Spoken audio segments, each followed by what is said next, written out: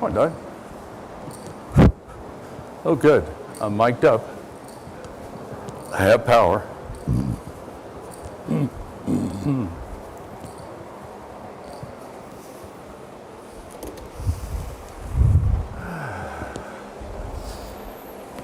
Yeah.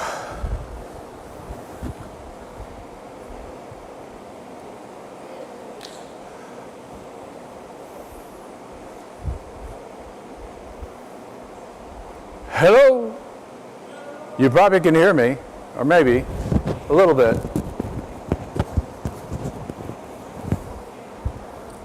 Or am I getting lost in the prop wash? Might need a little more volume, I don't know. A little more volume. We're good? Up? Up? There we go. I'm ringing a little bit, so that's probably good enough.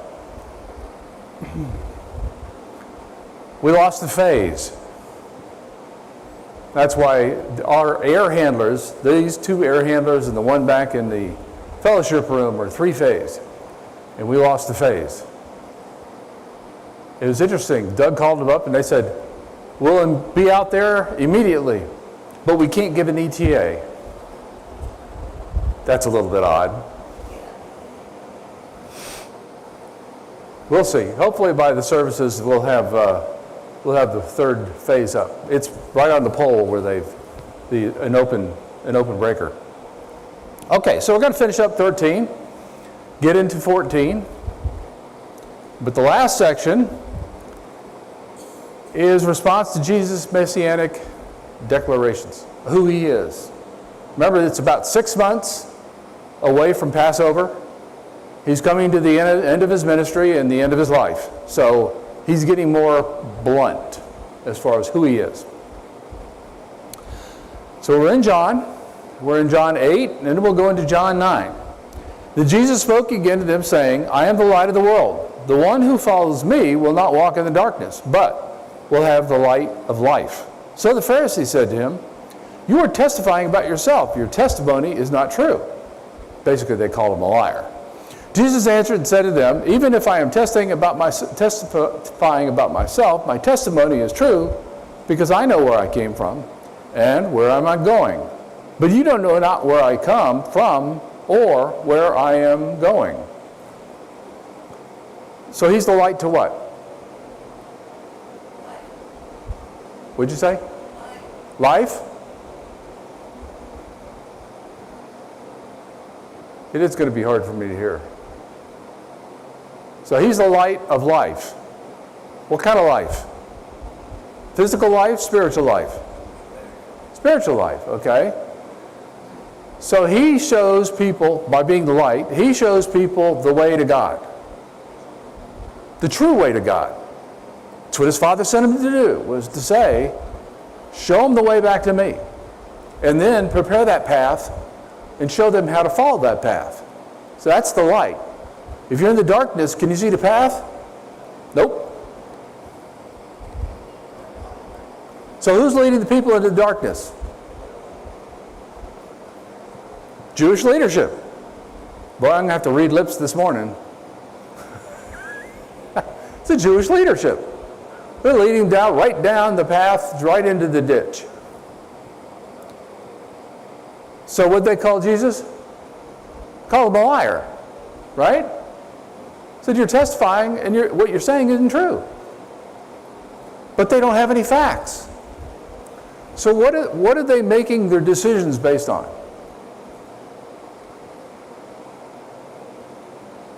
Isn't it based purely on emotion? No facts.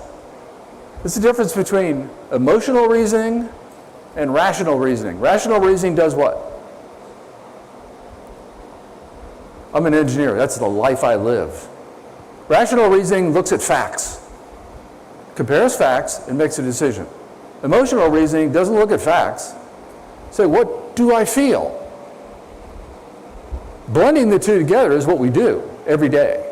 We do facts, and then we do how we feel. You buy a car. You want a car that has good fuel economy, right?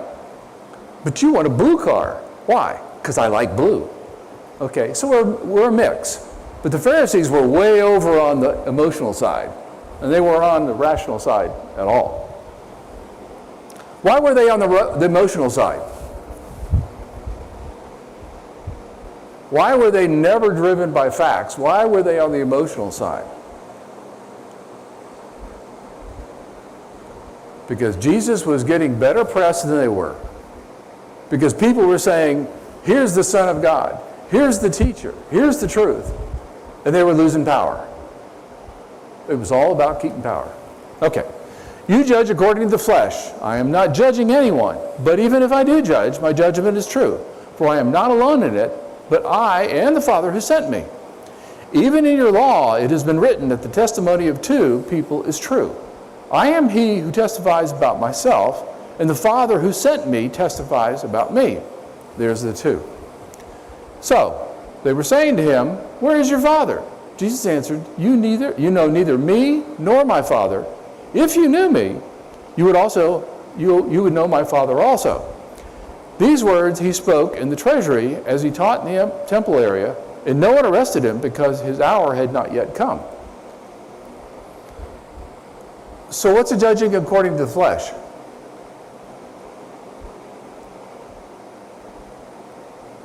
And speak up, because all I hear is a fan.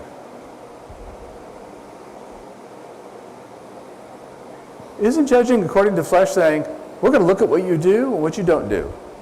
It's a legalistic approach that says, you can obtain your salvation yourself if you just follow the law right. And that's judging according to the flesh. And he says, well, I don't do that. I judge according to the Spirit. Spirit is your heart. What you want to do. Who you want to be. Who you want to serve. Do you want to serve yourself? Or do you want to serve God? So that's what Christ is judging according to. And he can look at the Pharisees and see their heart, right? They've got him saying, you're serving yourself. The only person that's important to you in this world is you. And he said, and that's why he's pretty blunt with the Pharisees. When he calls them a generation of vipers, whitewashed sepulchres, he's looking at their heart. Why would Jesus' judging be true? Because he knows your heart. His judging is based on your heart. Based on your love for God, your heart towards God, and your wanting to do service to God. That faith is how we get our righteousness. Because of Christ, our righteousness comes through faith. Paul says that over and over and over again. Not because we earn it, because he gives it to us through grace. So, how do the two reasoning perspectives contrast each other?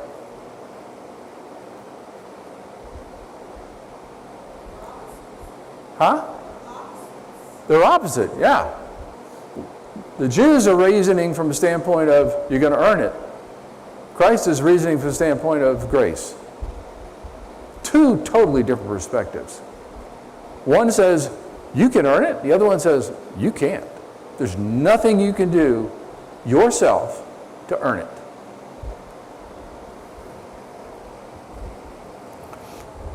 Then he said again to them, I am going away, and you will look for me, and will die in your sin. Where I am going, you cannot come. So the Jews were saying, surely he will not kill himself, will he? Since he says, where I am going, you cannot come. And he was saying to them, you are from below, I am from above. You are of this world, I am not of this world. Therefore I say to you, that you will die in your sins, for unless you believe that I am, you will die in your sins. Then they were saying to him, who are you? So he's following on from what he said in the previous slide that I went through, is he said, if I was judging, and I don't judge, but if I was judging, I'm judging according to the Father. But he says, I'm looking at your spirit. I'm looking at your heart. And he's telling them, your heart is service to yourself. So that's kind of the reasoning that he's getting here, is to say, you're going to die in your sins. Why? Not because they sin, but because of their heart. There's no there's no reclaiming them because they don't want to be reclaimed unless they can do it themselves.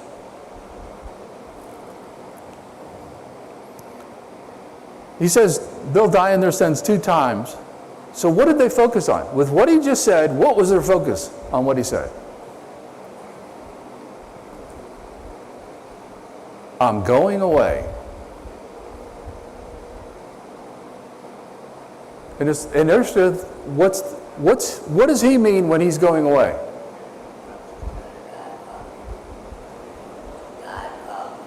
Yeah, God calls him back. He's going to die.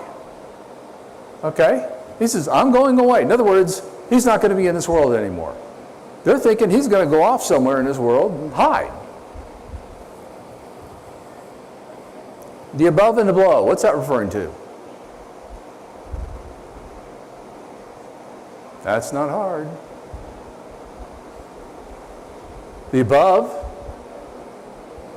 I'm a heaven. I'm a spiritual person. The below, I'm a temporal person. I'm here, earthly person. I think physical. That's all I think about is physical. So the focus there is again opposites. Okay, you're looking at the here and now and the physical and what you get, and I'm looking at the eternal. You're looking at the temporary. I'm looking at the eternal. You're looking at the physical. I'm looking at the spiritual. So he's doing that contrast.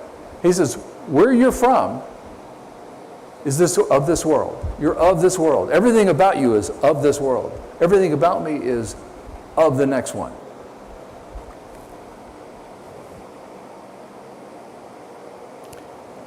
So how should Jesus' phrase, who he is, have gotten their attention and answer the question the crowd posed to him?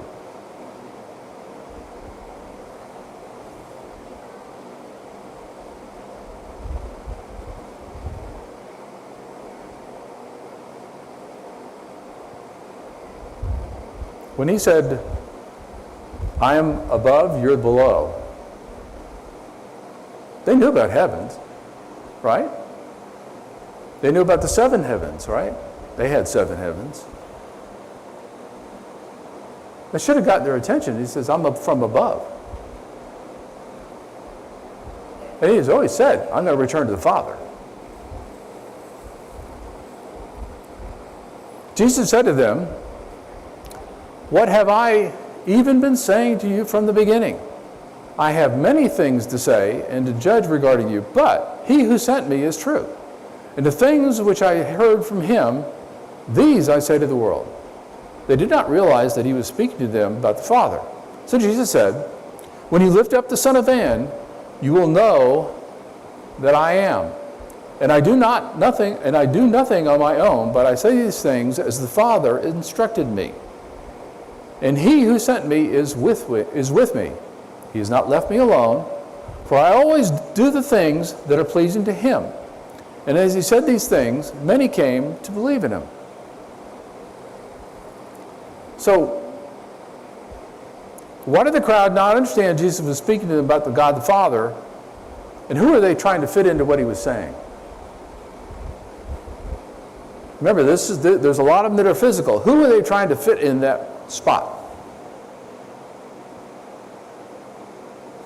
Joseph, right? We know about his father, his earthly father. There were some people, obviously, from Galilee that were there.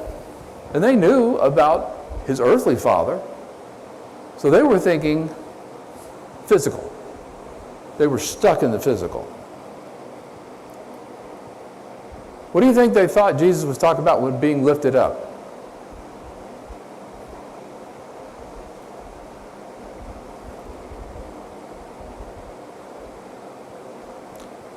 Because he said, when you lift up the Son of Man.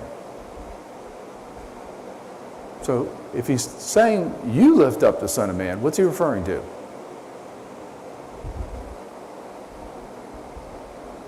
Because if he said the Spirit lifts up the Son of Man, that would be the resurrection, wouldn't it?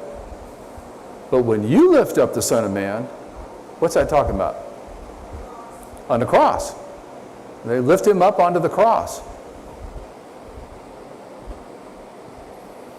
So why did many come to believe him?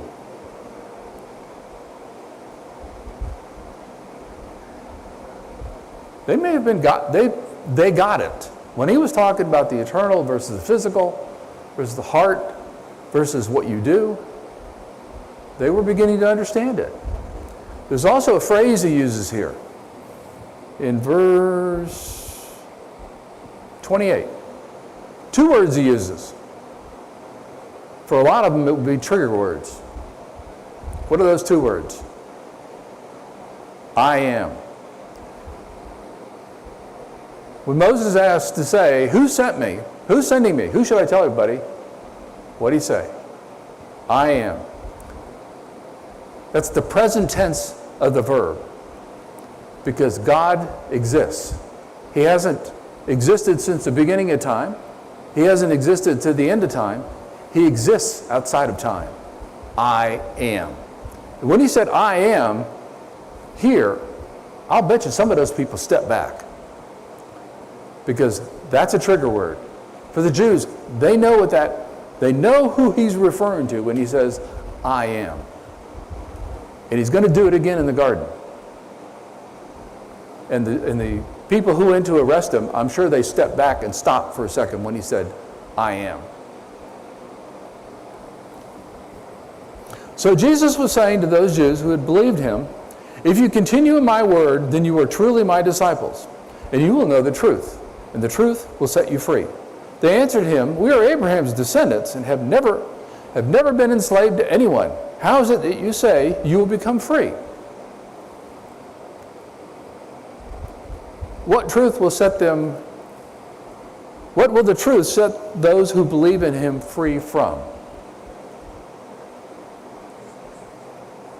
What are they being set free from? You're going to have to yell almost so I can hear you. Sin. Yeah, their sin. Okay. The bondage that they have, they're in slavery to their sin. They can't get rid of it. But if you believe in me, I'll get rid of it for you.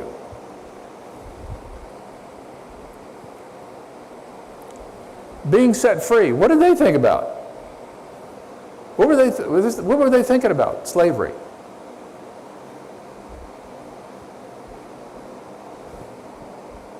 And have the descendants of Abraham ever been enslaved? Yeah. So what they were saying, again, was not reasonable, rational reasoning. Twice they'd been enslaved, right? The Egyptians and the Babylonians by now. If you go back to Abraham, they were for 400 plus years, they were in Egypt. For 70 years, they were in Babylon. They were enslaved. They were slaves. So they may think they've never been enslaved. Maybe people skipped over the book of Daniel, and maybe they skipped over a part of Genesis and Exodus, I guess. I don't know. How can they say, we have never been enslaved? We're descendants of Abraham. Unless they're saying, here and now, okay, we're free under Rome. We're not slaves to Rome. But they're still not on the same page. They're still thinking physical, temporal, and he's talking spiritual and from your sin. Jesus answered them, truly, truly, I say to you, everyone who commits sin is a slave of sin. So he explains to them what he's talking about, slavery. Now the slave does not remain in the house forever. The son does remain forever. So if your son sets you free, you really will be free. I know that you are Abraham's descendants. You are seeking to kill me because my word has no place in you. I speak of the things which I have seen with my Father. Therefore, you also do the things which you heard from your father. So whose house is Jesus referring to?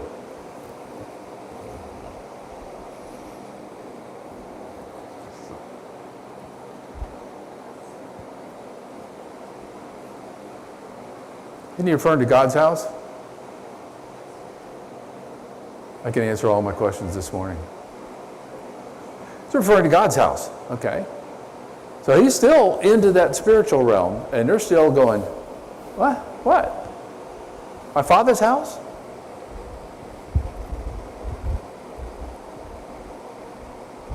Why does a slave not stay in the house forever? When doesn't they leave?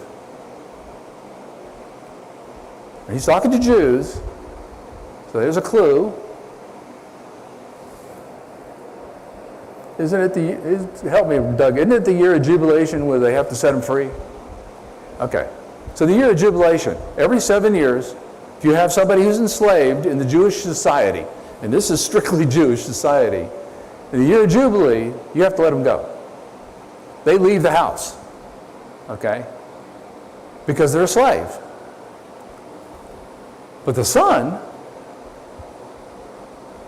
doesn't have to leave the house. Matter of fact, those families had multiple generations living in the same household, all together.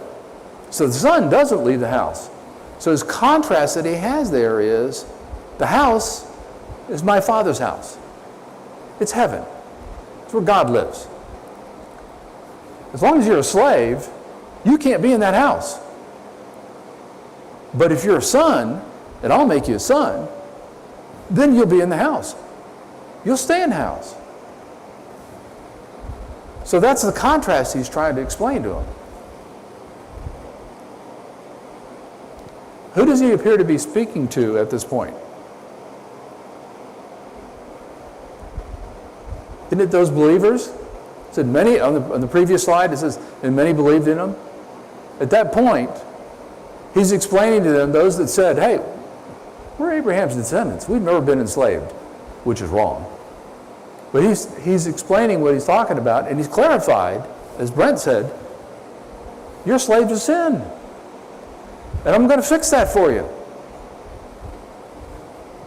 They answered and said to him, Abraham is our father. Jesus said to them, if you are Abraham's children, do the deeds of Abraham. But as it is, you are seeking to kill me, a man who has told you the truth, which I heard from God. This Abraham did not do. You are doing the deeds of your father. They said to him, we were not born as a result of sexual immorality. We have one father, God. Jesus said to them, if God were your father, then you would love me, for I came forth from God and am here. For I have not even come on my own, but he sent me. What are the deeds of Abraham the people should be doing? And if you've been coming on Sunday night, Matt gave a clue on what is the deeds of Abraham. He's been teaching in Hebrews. Faith, that's right. Okay? Everything Abraham did, he did in faith. He didn't understand it all the time, but he went and he did things on faith. And Matt's been talking about all the faith in Hebrews that are displayed in the examples, and Abraham's one of the big examples that he uses. He says, you should be doing things in faith, but you're not. If you were Abraham's children, you'd be doing the deeds of Abraham. You'd be doing things in faith. Why do they want to kill Jesus?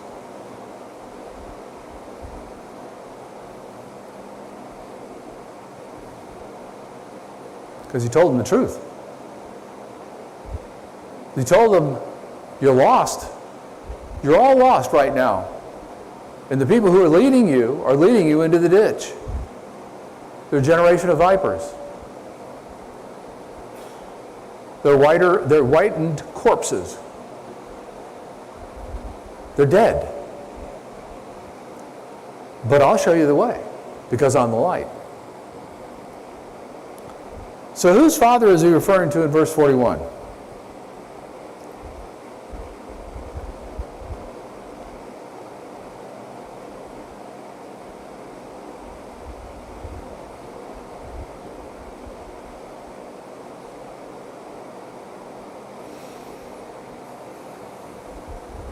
I don't know whether they heard that she was pregnant before Joseph got married. Sexual immorality. But they just thrown a rock at him to say, we're pure and you're not. Why do you not understand what I'm saying? It is because you cannot listen to my word. You are of your father, the devil, and you do not want the desires of your father. He was a murderer from the beginning. It does not stand in the truth because there is no truth in him. Whenever he tells a lie, he speaks from his own nature, because he is a liar and is the father of lies. But because I say the truth, you do not believe me. Which one of you convicts me of sin? If I speak the truth, why do you not believe me? The one who is of God hears the words of God. For this reason you do not hear them, because you are not of God. So he's now really focusing in on those that are accusing him. The leadership, the Pharisees, and the other people that are going along with him, that are challenging and poking and griping and picking. That's who he's talking about. So what kind of a conversation is Jesus and those he is speaking to? And have you had conversation? What kind of conversation are they having? And have you had ones like this?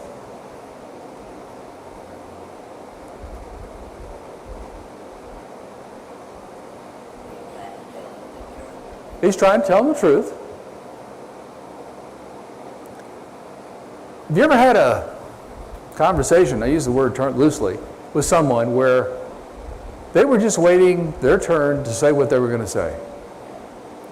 That's called a one-way conversation. You speak what you have. The only thing they're hearing is blah, blah, blah, blah, blah. And as soon as you stop to take a breath, they jump in there with what they're going to say. That's this conversation they're having with the Pharisees. They're not listening to him. They're just looking for a way that they can trap him. They can snag him. They can pick at him. And if they don't have one, they're going to throw something and see if it sticks.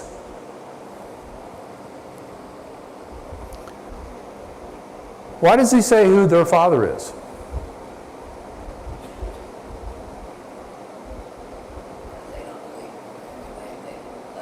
They don't believe in him. But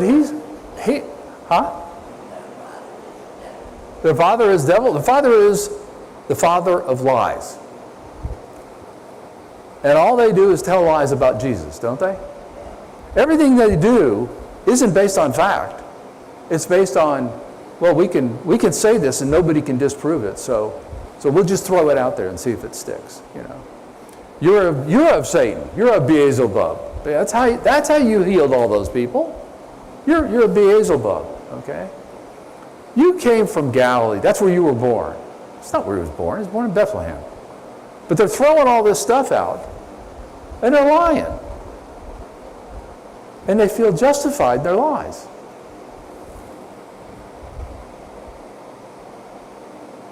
What's the natural path someone will go to when they reject the truth? Why is that their only path?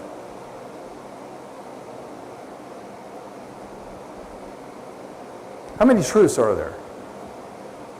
One. So if you reject the truth, what's your path? You're going to lie. A lot. You're going to try and disprove it with all kinds of things that aren't true. They're blown out of proportion. You tell something and you leave something out, but they're all out of proportion. They're all lies. The Jews answered and said to him, "Do we not rightly say that you are a Samaritan and that you have a demon?" So like I said, now they're throwing the stuff to stick it on a wall. Jesus answered, "I do not have a demon. On the contrary, I honor my Father, and you dishonor me. But I am not seeking my glory. There is one who seeks it and judges. Truly, truly, I say to you, if anyone follows my word, he will never see death." The Jews said to him, "Now we know you have a demon. Abraham died, and the prophets as well. And yet you say, if anyone follows my word, he will never taste death. You are not greater than our father Abraham, who died, are you? The prophets died too. Whom do you make yourself out to be?" So they're pushing it. And he had said, "I'm not. The one who seeks it judges. Truly I say, anyone who follows me, he will never see death." And what they said was, if anyone follows, he will not taste death. So they already twisted what he said. Twist, twist, twist. Just a little bit. So why did they state he's a Samaritan and a demon? It is going back, the demon part of it, to heal. to do all those fantastic miracles, you must have a demon. That's what they want to drive towards. Why? Well, if he's got a demon, they don't have to listen to him. He's not of God. A Samaritan. Why would they say he's a Samaritan? Because they hated the Samaritans. They knew he came from Galilee. He didn't come from Samaria. But they just threw it out there. They're just calling him names. I can't hear you.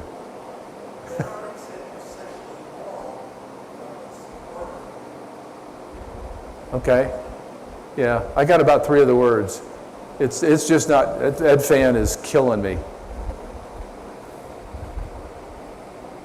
So the death Jesus is referring to is what? Talks about it in Revelation, talks about it in Peter. There's the first death and the second death. What's the first death? Huh? Spiritual? Actually, we die the first time before we die, don't we? First time we sin, we die spiritually. The second time we die physically. But while we're here, before we die the second death, and we've died this first death, we get redeemed. So we have no fear of the first death. They're talking about the 2 deaths. Pharisees are talking about the second death. Christ is talking about the first death.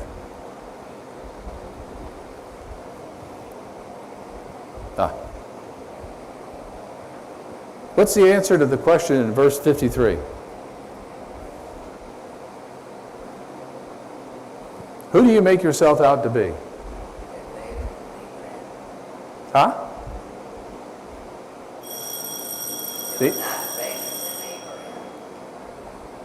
The answer to that one is, I'm the Son of God. That's the answer to that question. He doesn't answer it that directly, though. Jesus answered, if I glorify myself, my glory is nothing. It is my Father who glorifies me, of whom you say, He is our God. And you have not come to know Him, but I know Him. And if I say that I do not know Him, I will be a liar like you.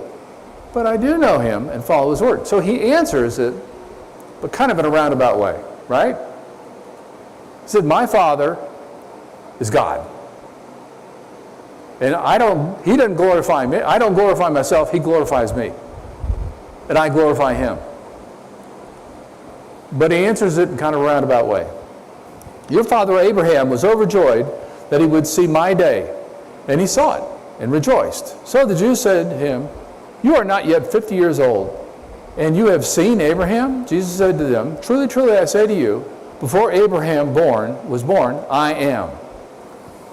2 times. Same conversation to use that word.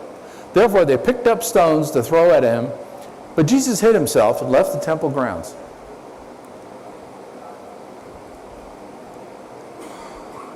So, what did he not say? He was God in response to their question, verse 53 on the previous one. He did not say, I'm the Son of God. He said it in a more roundabout way. He said, my Father is God, your God, my God.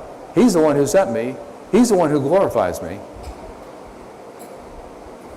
So what would Abraham be overjoyed about that had been seeking that's fulfilled?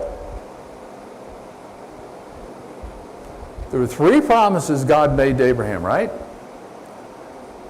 First one, you'll have as many descendants as there are sand by the sea, as there are stars in heaven. The second one, this land is going to be yours. But the third one's the big one. Through your seed, all mankind will be blessed. That's the big one. That's the one that Abraham will be overjoyed over, is that particular promise being fulfilled. This time he used the phrase, I am. You think they understood it? That's why they picked up the rocks. He just said, I'm God. When he said, I am, he just said, I'm God. And they said, let's stone him right now. And when he said who he was, they went to kill him. So that's the end of 13. And Doug's probably going to bring 14 next week because I didn't get into it at all. But what it's about is about a man born blind and being healed. He's still in Jerusalem. So this is kind of a extension past the Feast of the Tabernacles. He hasn't left yet. And he's there with the disciples. And they're asking questions. I'll wait for the second bell, but as Jesus passed by, he saw a man who had been blind from birth. And his disciple asked him, Rabbi, who sinned, this man or his parents, that he would be born blind? Jesus answered, it was neither that this man sinned nor his parents, but it was so that the works of God might be displayed in him. So they're going by and they see this man and he's totally blind, grown man. So what's conventional wisdom regarding the man? He what? Somebody sinned. Okay, this guy really must have done something wrong. Okay, it's his blindness is a consequence of something he did or his parents did. That's conventional wisdom throughout the Jewish community. So why was he born blind?